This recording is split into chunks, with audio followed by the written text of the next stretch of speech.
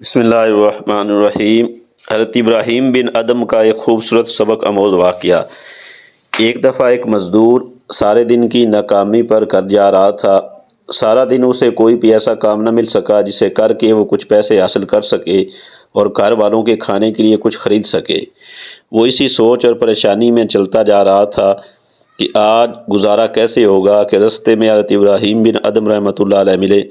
اس مزدور نے حضرت کو دیکھ کر کہا، حضرت آپ کتنے آسودہ حال ہیں، کتنے خوش اور مطمئن ہیں، کوئی پریشانی نہیں، کوئی دکھ نہیں، اور ایک میں ہوں کہ شب و روز مصائب اور پریشانی میں مبتلا رہتا ہوں۔ حضرت ابراہیم بن ادم رحمۃ اللہ علیہ نے فرمایا، اچھا ایسا کرو کہ میری ساری زندگی کی عبادات اور صدقات کا ثواب تم لے لو اور مجھے صرف آج کے دن کے پریشانی پر ملنے والا اجر دے دو۔ یہ سن کر اس مزدور کی پریشانی ختم ہو گئی اور وہ مطمئن ہو گیا۔ اس واقعے سے سبق یہ ملتا ہے، اگر ہمیں یہ معلوم ہو جائے کہ اللہ نے ہمیں پریشانی اٹھانے پر کتنا بڑا اجر دیا ہے تو ہم ہر حال میں اللہ کا شکر ادا کرنے لگیں۔